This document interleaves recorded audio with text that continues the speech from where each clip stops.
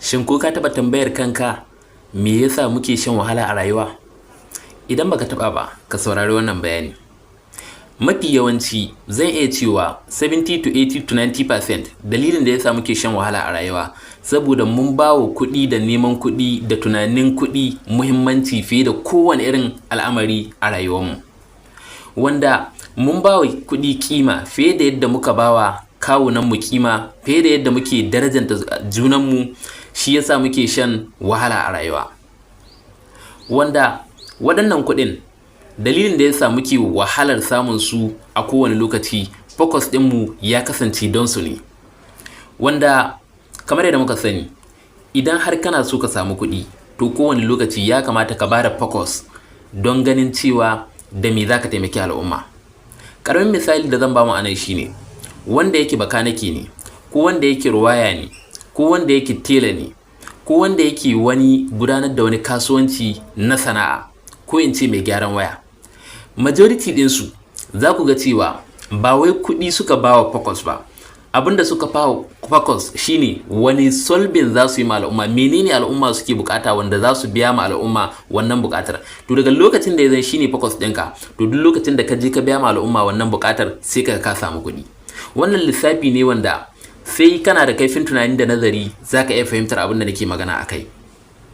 Don haka idan ya kasance tunaninka shine ya za ka yi solving ɗin problem ɗin al'umma, to koma wani irin kasuwanci ka shiga domin ka koye shi, za ka iya spending ɗin shekara 5 zuwa 10 ba tare da kana samun alfanuwa mai gwaggwaba a ciki ba, saboda focus ɗinka shine ya za a yi ka iya kai ma ka zo domin ka yi solving ɗin wannan problem ɗin, wanda kuma hakan daga ƙarshe zai baka kuɗi. Wato wannan zai taimaka mani wajen bada focus. Amma mafi yawancin matasanmu dalilin da yasa suke failing a shiga kasuwanci saboda suna shiga ne with intention of kawai su samu kuɗi. Shi yasa za su shiga aiki yau amma a gobe su dawo ba za su iya ci gaba da yi ba saboda focus ɗinsu shine kuɗi.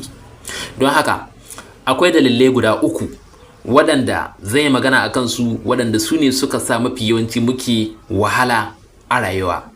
Kamar yadda na faɗa, ma'ana dalilan nan guda 3 su suka sa mafi yawanci a financially abin da ya shafi kuɗi muke wahala. Na farko, lack of idea, rashin idea. Dukkan lokacin da ya kasance baka da idea, ba tunani a zuciyarka, baka gina tunani a kwakwalwarka, ko kuma kana da tunanin but baka aiki da shi, to an samu problem. Idea tana cikin abin da zai sa idan ma kana da tunani, ita za ta ƙara kawo ma tunanin cewa to ya kamata ka fara ɗabbakar da abin da kake tunani akan shi. Lack of idea yana ɗaya daga cikin abin da ke kawo mana naƙasu a yau ɗin nan. Kuma ko kuna da labarin cewa a yau idea ita ce ake ci da ita? Kowane ɗan adam Allah ya bashi talent da wata baiwa wadda zai samu abincin da zai ci kuma ya rayu da shi, wannan idea take fitowa. Sai na biyu, relying ko kuma in ce depending on salary. Wato kai depending da salary, kai kowane lokaci kawai salary da za a baka shi kake tunani. Duk wanda ya kasance haka to zai bata lokacin shi, kuma ba dai zai shiga competition na rayuwa ba, amma za ka iya samun abin da za ka ci da abin da za ka rayu, amma kuma za a cimma limit, domin salary yana katsewa ba kamar sauran aiki na kasuwanci ba. Za ka zo kana ta tunani, ku dibi shekara nawa muke batawa kafin ka kai ga ansar salary. Za ka yi primary, wani ma tun kindergarten, primary, secondary, tertiary, almost shekara 16 ko shekara 14 kana wannan karatun, amma daga ƙarshe salary ɗinka nawa ne? Imagine a ce kana gudanar da wani kasuwanci ne, me kake ganin za ka yi achieving? Ya kwakwalwarka kake tunanin za ta buɗu zuwa wannan lokacin? Sai abu na 3 shine lack of focus. Muna da problem na lack of focus. Ina ce lack of focus, a bar maganar cewa ma wai kai focusing kan abin da bashi da amfani a rayuwarka. A'a, lack of focus kaman kana yin abubuwa too much things, ka kasa bada focus wuri ɗaya domin kai achieving wani babban goal naka.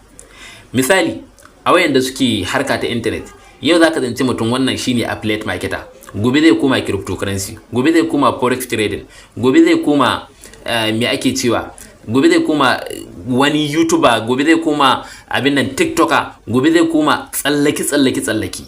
Shine lack of focus, ka kasa samun focus. To irin wannan lokacin sai ka kasa gane ma shin kai ina ya kamata kai defending. Shi ma an samu lack of idea a wannan wurin. So lack of focus yana ɗaya daga cikin abin da ke kawo mana kalubale a rayuwa. Don haka ya kamata mu yi tunani ko mu gyara domin ci gaban gobenmu. Ina muku fatan alkhairi.